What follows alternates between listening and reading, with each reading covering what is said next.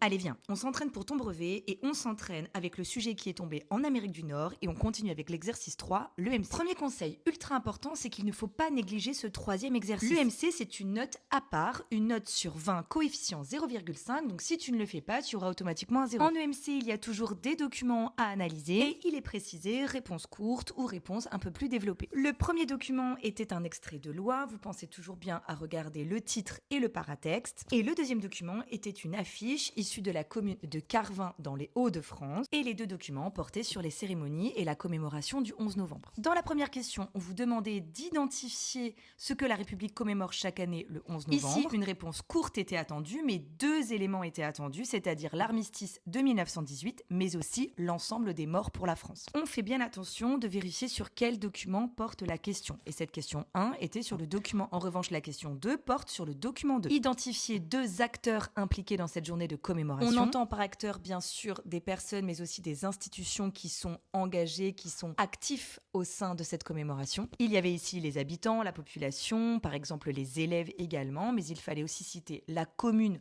de Carvin, qui est l'institution qui organise la cérémonie. Pour les trois autres questions, il fallait s'appuyer sur les deux documents et développer davantage les réponses. Il fallait ici nommer une valeur de la République associée à cette journée et justifier sa réponse. Les trois valeurs de la République sont liberté, égalité, fraternité. Ici, moi, je vous propose plutôt la valeur fraternité, avec cette idée que la commémoration du 11 novembre rassemble l'ensemble de la nation autour du souvenir des morts pour la France. Question 4, montrer que cette journée contribue à la cohésion nationale. La cohésion nationale, c'est ce qui unit les citoyens, renforce le sentiment d'appartenance commune. Et là encore, on pouvait dire que cette commémoration réunit tous les citoyens autour d'une mémoire partagée. Avec le document 2, on pouvait montrer que cette journée rassemble concrètement les habitants autour du monument aux morts, ce qui crée un moment de recueillement collectif et qui renforce le sentiment d'appartenance à la nation. La question 5 est celle qui va valoir le plus de points puisque c'est celle où il y a le plus de lignes attendues. Et on pouvait par exemple proposer l'organisation d'une minute de silence ou encore la lecture de témoignages. Et pourquoi c'est important? Là, vous pouviez dire plusieurs choses. Par exemple, ça permet de transmettre la mémoire,